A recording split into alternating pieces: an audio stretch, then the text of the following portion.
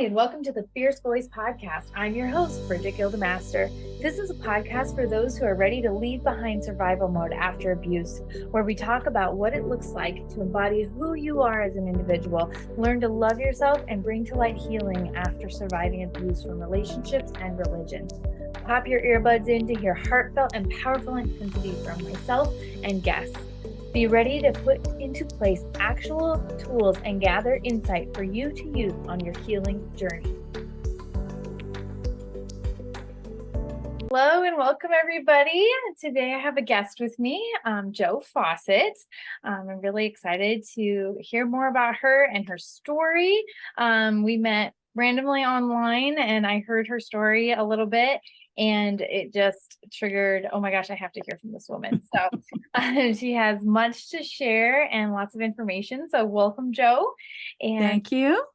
Yeah, why don't you go ahead and get started and tell us a little bit about you?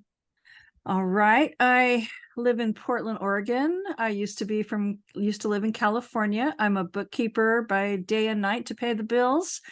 I am an author of Midlife Magic. I have 2 cats and a grown daughter and 3 almost grown grandchildren. So yeah, life's good. Yeah. You said you had 1 daughter and 3 grandkids, is that right? Yes, and they all I live near them, so I get to see them fairly often, so it's very nice. That's awesome. Yeah. So what is your message that you like to share with everyone?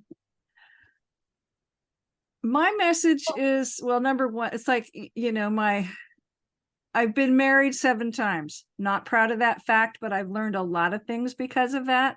So I had a mentor once who said, you just pose it as, who's been married almost as many times as Elizabeth Taylor, so that, glams it up a bit. But anyway, I've been married a lot, married to obviously usually the wrong people.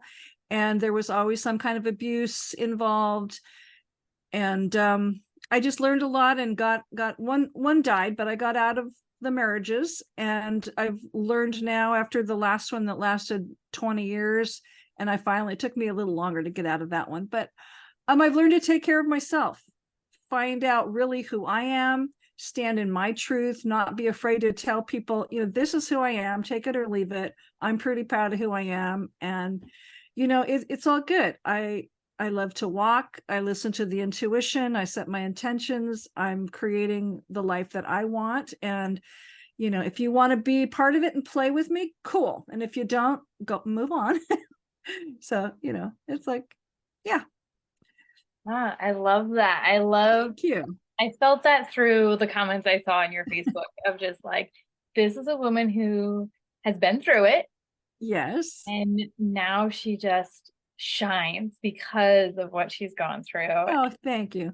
I just love that. I love seeing that. I mean, it sucks.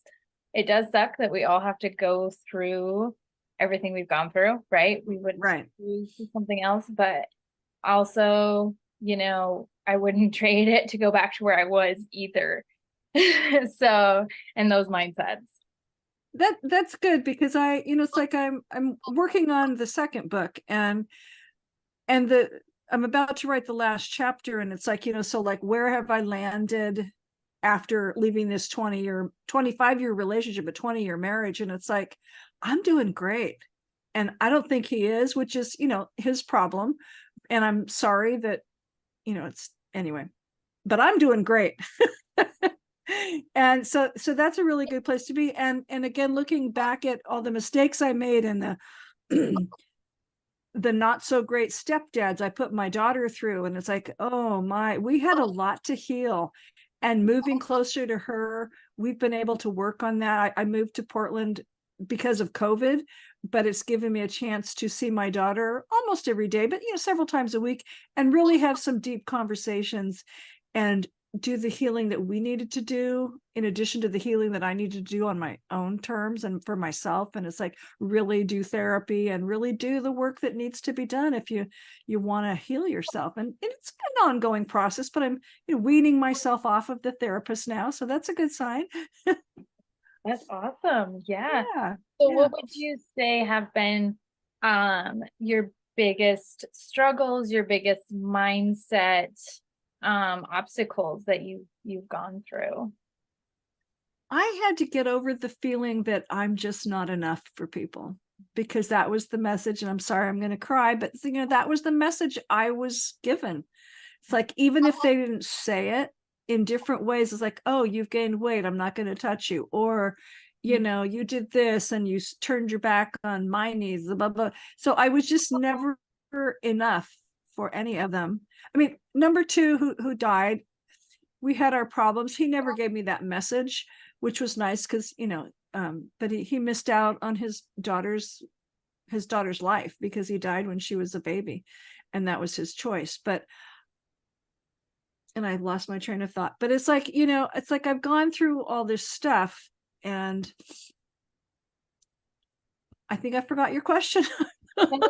So, yeah, I was just asking you what you thought the hardest obstacle was you had been. Oh, okay. And that was it. It's like knowing, or believing for a long time, that I wasn't enough, and getting to the place where I know that I really am enough, and I'm an amazing person.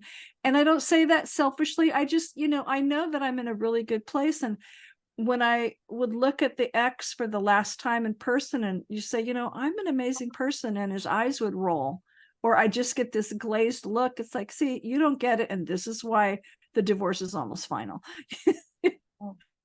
So, people just need to see who I am, and, for what I can bring to the table. And, hopefully we have things in common. And, I'm just all about attracting the kind of people that will,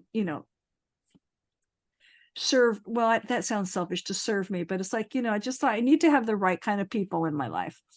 And, No, I don't think it's selfish at all, because, if we're not having our cup filled, we can't help fill out someone else's cup, right. And like living with these partners who are abusive, they're not filling our cup. They're not helping. They're draining our health, our emotional health, our physical health, because right when our emotional health has come way down, out goes the physical health, in that. And then when we heal from that, I mean, I've known women who just sleep. I mean, you just sleep. And, it's interesting, because I tend to gain weight when I'm not happy. My grandma would say, you're gaining some weight. Are you happy or not? It's like, and so it's like, I'm not trying that hard to lose weight right now, but I'm losing weight because I'm happy. And yes, I do get out and do my walks and stuff, but I want to. And it's not because, I need to get this many steps in. It's just because I want to be outdoors. I mean, I had fun taking out the trash today, because, I forgot to get outside yesterday because it was cold and I was doing a lot of work. And it's like, it's not raining. I can take the trash out. This is cool. And I could get my steps in, because it's, it's down a sidewalk and down another sidewalk to the trash can. But it's funny, because when I was in the last marriage, I would go to my acupuncturist, and she would point out all these things. It's like, your liver's not happy. Oh, your kidneys are not happy, and your adrenals are going off the charts. And it's like, and because I wasn't happy, but I wasn't acknowledging that. And I certainly, at that point, I was not even telling him, I'm not happy and you're not meeting my needs, because it was all about meeting his needs. And he would say those things finally as we were untangling. And it's like, well, you started your business in my house and you turned your back on my needs. It's like, but I was paying the bills. You're in prison, I'm paying the bills. And, but so it's harder for me to work on some of your creative projects. It's like, so his logic just, Yeah, it's confusing. It goes round and round, and we try to make so much sense. We try hard. We do. And again, it's like, I don't expect somebody to meet all my needs, but one of the things I did for myself during COVID, and because I was trying to figure out if the marriage was going to make it or not, it's like, what do I want? Let's look at what Joann finally wants. What is Joann's bucket list for the ideal partner? And let's see, they don't have to check off all the boxes, but could they check off more than one or two? And I really need somebody who sees me as an equal partner. Because again, the last guy, I would say stuff like that, and he would just roll his eyes. It's like, that's like, being an equal partner with a woman just didn't, there was no place for that in his life. He was always had to be, the superior man. I was like, yeah. And then try and tell him he was wrong. So I'm not wrong. I'm never wrong. People love my solutions. I go, well, I don't all the time. So it's, yeah. Yeah. Yeah. And yeah, so you bring that up because that's a huge of interest to my audience is religious abuse. And in that, I think falls under the patriarchy and society and stuff too, with gender equality. And so I love that you brought that up. What was, if you don't mind talking about it, what was No. religion? What was his? Sure. How did that all work out for you? Well, it's funny. Number 7 is a pagan like I am now. But he's, like in our very early days, it was like, well, just so you know, I'm a big chauvinist. Like, okay, I get that. It's like, because, we both grew up in the 50s and 60s, and that's how his dad was. And that, he was in the military. So that's just how you are. Okay. But I was a Mormon for 30 years and married 5 Mormons. And in the Mormon Church, they basically tell you, you're supposed to be helpmeets, which to me sounds like you should be equal, but the man is the head of the house. So again, the man's job is always more important. He's working, and I was always working, but it's like his job was more important. And what he said went. So even though I always have an opinion, but I'm not going to shove it down your throat, but it's like, here's what I think. And good heavens, if it doesn't match what you think. And it's like, what are you doing spanking my 2-year-old when she's not even yours? She's got heavy diapers on, back in the day of cloth diapers. Like, no. I did not give you permission to spank her hard just because she's got heavy diapers on. It's just like, so, but yeah, when I was a Mormon for a long time, but because you, and I didn't grow up Mormon, but I, joined it at like 12. And it's like, you grow up, you get married, you have babies, and everybody lives happily ever after. So again, one of the problems is I assumed that since we both go to the same church, that we're going to be on the same page about money, finances. Do we pray? How often? What are we going to, how do we look at the church, and are we going to study together? And, are we just going to be that happy little spiritual family at church, which is usually all it was? And then how are we at home? And are we on the same page with many of these big life things? And even if you're not churchy, those are the big life things you need to be talking about. And I actually did take a premarital class on, things to help prepare you for marriage through the Mormon Church. They have different classes for like college students and stuff. It still never sunk in. I still never had those conversations with any of those Mormons I married. And even with the last guy I married, we talked a lot, because that's all you can do at prison visiting. So we talked a lot, and I thought, oh, we have great communication, but he was never into talking about the hard stuff. So later when it mattered to me, it's like, oh, I'm getting older.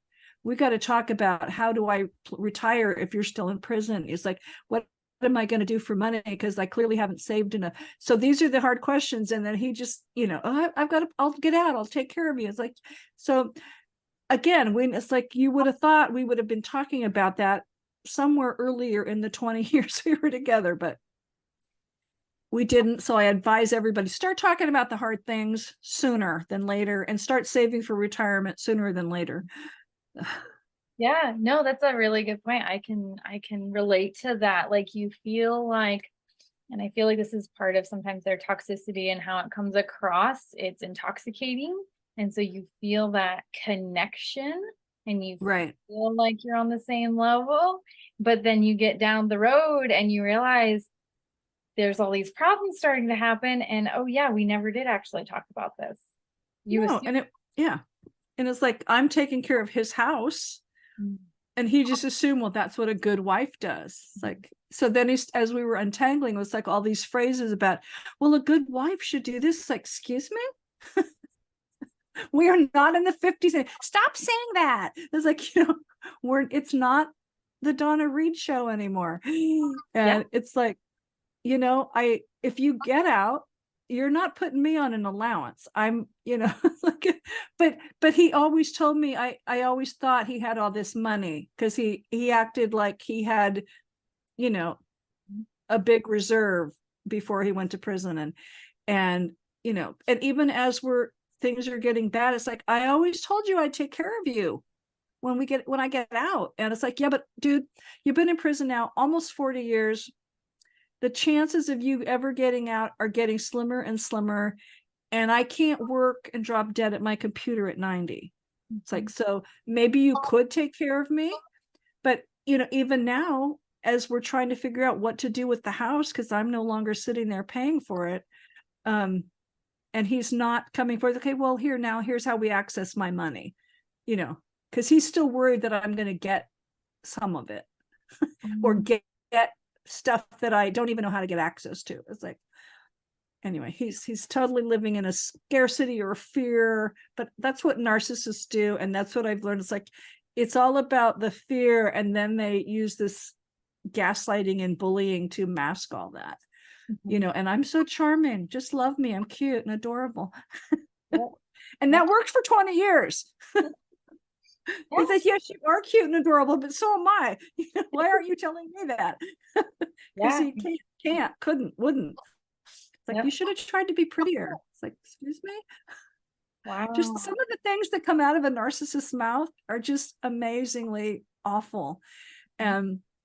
And I'm working, that's what my new book is about, a narcissistic abuse. And I'm working with my book coach. And sometimes, because I'm using direct quotes out of his letters from the last 3 years, and she's just going, I can't believe he would have said that. And she goes, I've worked with other people that dealt with narcissism, and it's like, I still can't believe they would say such mean things. I go, yeah, it's amazing. It just is mind-boggling. But nobody else heard him say that to me. So it's like, but I have it in letters now. I don't remember ever being mean to you. It's like, dude, I know you don't have dementia yet, but come on. It's just so, tunnel vision with him. And it's like, yeah, I have proof. And now I'm going to use it, even though I didn't say that to him directly. He does know I'm writing a book, but oh, well, yeah, it is what it is. Yeah. Yeah, exactly. And it's amazing looking back now when you're out of that fog, I'm sure, to be like, how did I believe this? How did I not read that and go, wait, what? Bye, deuces now, dude. Like, how did we keep going and justify it? Like, there's still things that I look back on, I'm like, I still to this day don't know how I justified that one, And how we get so entangled. I don't know, but he was very charming, and we always had these enlightening, fun conversations, and I learned a lot.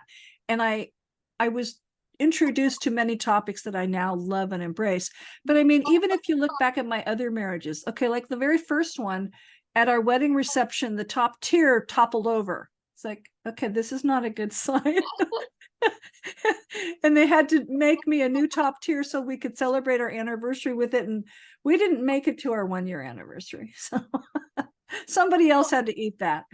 And, one of the other ones, just all these little, even with, as you went along with these other marriages, like there were red flags. And I've got a whole chapter in this new book about the red flags just with him. And why didn't I see it sooner? Because, okay, this isn't my first marriage and it isn't my first divorce. Why didn't I see that? So I don't have an answer. I'm just finally glad I saw it. And then COVID came along right after I started waking up. And it's like, oh, good. Now I've got some options. I can leave the house. Oh, yeah. Yeah. Even if we stay together, I can be clear near family and try and work some of this out and not try and do it alone. So, yeah. What would you say is that first step that things started to click for you? Where it was like, these are the habits and traits I see in myself, in these people I'm attracted to going forward. Oh, well, rephrase that again. I'm sorry. I was thinking of one answer, but it's not what you asked. Maybe I might have had two questions in one now that I think of what I said too. What was when things first started to click for you, when you realized these habits and traits of these men you were attracted to? Oh, okay. In general. Well, if your husband is hitting your kid, you know, and nobody, it's like, and I didn't have the guts to call the cops. So it's like, and I just knew, it's like, I didn't want him hitting her anymore. I didn't want him hitting me. And I didn't want the arguing. And it's like, dude, you know, this just isn't working. And some marriages ended quicker than others because I realized it's like, okay. And, you know, one person said, because I had started going to therapy with number 6. I mean, on my own. And it's like, okay, we're having problems. We've separated. Now we've come back together. We're having problems. And would you come to therapy? Nope, it's all your problem. Like, okay, see ya. If even simple things like that. And there was another one where, you know, he maybe only physically abused my daughter once, but once is too many times. Yep. And, you know, you don't kick a 7-year-old just because she kicked you with your hard pointed cowboy boots. I'm sorry. She still has a dent in her leg, people, and she's in her 40s. You know, yeah. It's like, so it's a combination of things. Her dad, he had some mental health issues and he kicked me out when I was pregnant, which was probably good so that we all didn't die with him. But he did see her a couple times and he loves his daughter, but it was kind of different for each one. You know, some of the abuse was financial. So it's like, okay, now I'm in such a bad way and we're not getting along and I'm not able to get pregnant and none of this is working. You know, we're trying to be in the church but out of the church, and we're living our whole life is a lie, and I can't do that anymore. And we had huge financial issues, and you know, it's like, okay, gotta go. And now we'll just tell everybody we got a quick divorce and that's it, and bye. You know, then he was on to the next person and she was pregnant right away. It's like, well, there you go. Yeah, it's yeah. And then with this guy, it was, again, as I'm in my 60s, I'm thinking, okay, I'd been saving for retirement for a few years. Okay, is there any way? Because my sister had retired at 62. It's like, oh, that looks really cool. Okay, well, I'm well past 62 now. And it's like, how am I going to make this work? Because, okay, this is all I'm going to get if I just rely on Social Security. That isn't enough. And now that I'm waiting, you know, I'll be 70 by the time I start collecting it. It's like, okay, that'll be better. But, and I do have some money in a retirement fund, but it was like, okay, this part isn't working. And he obviously doesn't seem concerned. And I just felt like, you know, we didn't have, our relationship was almost more platonic than anything else. He wasn't interested in a lot of intimacy. We you know, he'd hug me, he'd put his arms around me, he'd cook for me when we'd have our little 2-day visits, but there wasn't a lot of intimacy. And again, I got when I finally asked him, it's like, well, why don't you want to at least hug me more or make out a little bit? You should have tried to be prettier. It's like, seriously? You know, so it's like, and I think, and then we were working out the piece of this house because the money was it was terrifying to me, thinking I'm still paying for this house and I put a ton of money into it. He's not even offering to like tap into his resources. And it's like, that is just scary to me. And then I, you know, realized, and all along I thought, okay, I'm going to inherit his house. And so if I have to, once he's dead, because his kids don't want the house, they didn't, at least at the time, I was like, I will sell it. Mm-hmm. So then I'd lost the copy of the will for a long time. And then I found, it's like, oh, I don't even inherit it. I get to live there until I'm dead. And then it goes to one of his kids. It's like, yeah, you're really taking good care of me, aren't you? But it's like, his whole family thought I was this gold digger. It's like, well, I haven't touched an ounce of his gold except for a little bit to help pay for that hole in the roof. And I've paid for everything else. And it's just, so it was a combination of things. And then as COVID happened, and I'm sitting there in this big house, and it's like more bills are happening and more trees are falling. And oh gosh, I'm paying another $3,000 for that tree. And now here's another roof leak or this or that. And it's like, and thankfully my sister and my daughter were kind of on my case quite a bit, saying, you know, Mom, why are you still paying for that stuff? Why? It's like, how are you ever going to retire if you keep paying for this stuff? So like, they helped me open my eyes to that. And I just intuitively started finally thinking, it's like, huh. And I had tried to ask him, it's like, well, why do you like me? Why do you love me? Why did you even marry me? Oh, a man shouldn't have to tell his partner that. It's like, excuse me? It's like, can't you tell me once? I don't think ever. He did tell me, well, I was a better man, but he could never articulate what it is he liked about me. It's like, well, a partner should be able to, even if you don't have, it's like, I don't ask for somebody to tell me that every day. It's like, no, if I'm with you this long, you should just know that I love you. It's like, well, okay, but why can't you tell me why? What is it about me, so that I can really do that even better? Or because I already know I'm overweight and you don't like that. And I already know that I don't always get your list of things done and you don't like that. So I already know what you don't like, but could you tell me what you like besides that I show up every week to visit you and pay for all the food and give you company and get you out of your cell and get you away from some of the other inmates? It's like, your daily routine, because that's still serving you. And even though I had fun, but then I have to go back to my little dull life, because my whole life was visiting him, working, taking care of the house. And it was just, I feel like now I look at it, I was a hamster on the wheel, so it took a while, but I finally woke up.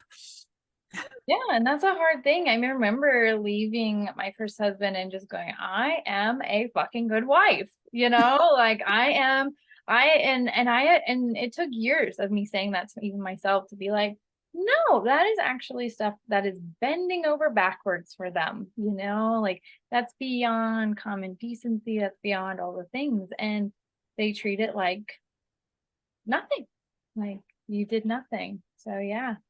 Makes sense. And I had one of the husbands, because I'm a bookkeeper, so no, I don't go around doing physical labor all the time.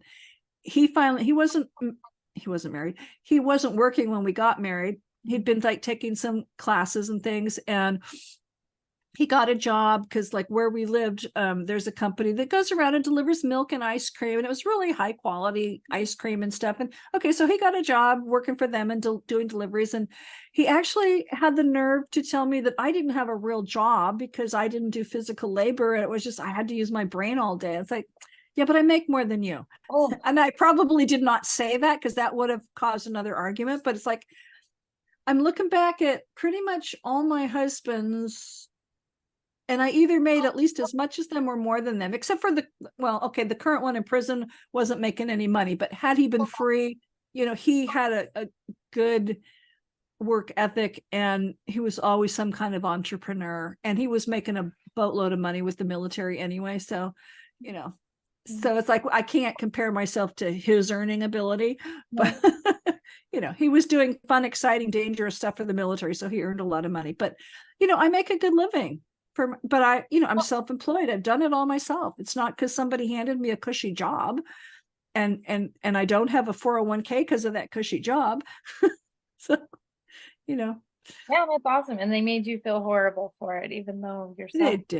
They did. Yeah. So, well, I hate to cut you off because It's okay, dear. Loving hearing everything you're saying. But yeah, so tell us. So you have one book out already, and you have another book coming out. Tell us a little bit about that, where to find them when they're next out, and then their handles. Sure.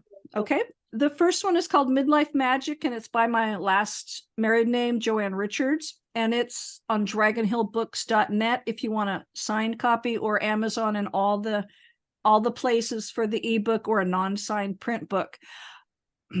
And if you go to the website, there's an email there. I also have an email, Joann with no E at midlifemagic.biz. I'm building a new website called joannfawcett.com. So that email is ready, and the form is almost ready to sign up. And there's going to be a free giveaways about toxic relationships. So joannfawcett.com, go there, and you can even email me and just get on my list. But the new book is going to be called The Prince Was Wrong. Because his nickname is the Prince, and he was wrong on many occasions. And so I'm almost done writing the first draft, and I'm working with my coach, and then in a few months it'll be ready for editing. So I'm hoping by late spring, early summer next year, it'll be ready. But I'm, get on my email list, and I'm going to be given updates and things. So I'm very excited. It's been a very healing part of my journey to write this particular book. So, yeah. So thank you for letting me share. Yeah. Are you on social media or anything? Yes, I'm sorry. Yes, I'm on Facebook under Jo Ann Fawcett, and there's a separate author page. I'm on LinkedIn, Jo Ann Fawcett. It's all Jo Ann Fawcett. And then I'm on Instagram, Jo Ann Fawcett author. And those are my main three. I'm old. I don't do a ton of social media. No, those are the best ones. I don't really know how to do TikTok yet, but maybe with it, but it's like, and my granddaughter's like, Grandma, that's not for old people. I go, well, book talk can be for any age, and there are older people that are getting on TikTok, and I don't mind making videos. Obviously, I do these podcasts a lot and I love it. And so that's fine. But I stick to like the main 3 or 4 that I know how to use. So, yeah. Same. I do the same right now too. So yeah, no, it's awesome. Yeah, this has been awesome. You have so much wisdom to share and insight. Thank you. Not the best life experiences, but so much to bring to the table just as a person. Yeah. And, I'm looking at it like, 2 things. It's like my daughter reminds me that I'm not afraid to keep trusting that love is a good thing and can happen properly, or, I shouldn't just stop. I shouldn't give up. And I don't see myself as a victim. And I really do want to, I'm going to have a healing journal eventually. I'm going to start a healing group so that, we can just come together and share and help each other, lift each other up, because it's icky. Sometimes it's just icky and we need support. Yep. Yeah. Oh, that's awesome. Yeah, that's just awesome. That's just beautiful. So, well, I'm excited to continue to stay in contact and yes, please. All the things, and just see where your journey takes you, because you are cool. You just rock. Thank you. I'm so impressed with you. Oh, well, thank you. Same, just trying to reach back and help those who, I would have had no clue if there weren't other people doing what we're doing, sharing. So sharing is so powerful. I went to a group one time, and it's speaking that light into the darkness, and if you keep it down, nobody will know. And so right, I just feel the same as you. Like there can't be enough out there of this kind of stuff. So yeah. So all right. Good. Well, thank you for joining me today and sharing. And thank you for having me. All right, we'll see you later. Bye. Take care. Thank you for joining us today on the Fierce Voice podcast. I truly hope you found healing insight, tools, and a space held for you in this journey. We are all in this together, and you are not alone. You can find me, your host, Brigette Gildemaster, on all social media platforms, and check out my website at www.brigittegildemaster.com, where you can listen to past Fierce Voice episodes, check out my media features, find my books, and inquire about booking me for your next virtual or in-person event. My keynotes are impactful with real-life stories, actionable tools, and inspiration for healing after a life-altering experience. Or check out my workshop event to learn more about how you can prevent abuse in your area. Have a wonderful day, and we'll catch you next time on the Fierce Voice Podcast.